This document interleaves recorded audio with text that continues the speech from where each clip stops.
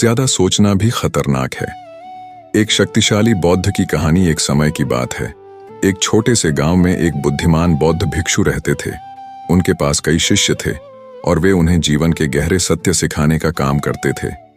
एक दिन एक शिष्य बहुत परेशान होकर उनके पास आया।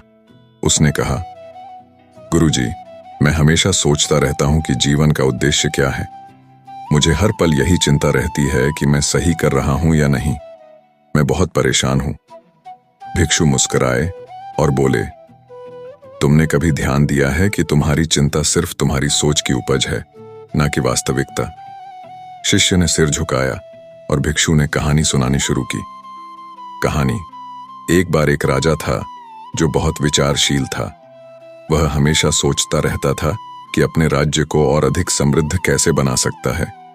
वह अपने मंत्रियों से सलाह लेता, हर पहलू पर विचार करता, लेकिन हर निर्णय के बाद उसे लगता कि शायद उसने सही नहीं किया। वह दिन रात सोचता रहता और इस सोचने की प्रक्रिया में उसका शरीर और मन थकने लगे।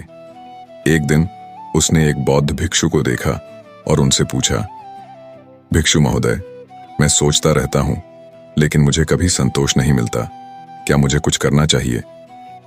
भिक्षु मुस्कुराए और बोले, तुम्हारी सोच में फंसा हुआ मन उसी तरह है जैसे एक आदमी नदी में लकड़ी के तिनके को बहुत देर तक पकड़े रहे।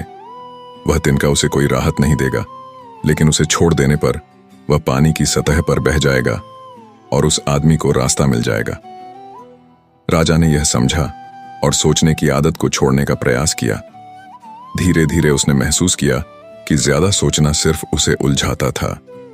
वास्तविकता का अनुभव और वर्तमान में जीना ही सबसे बड़ा ज्ञान है। कहानी का शक्ति। भिक्षु ने शिष्य से कहा, तुम्हारी चिंताएं और सोच वही तिनके हैं जो तुम्हें सही रास्ते से भटका रही हैं।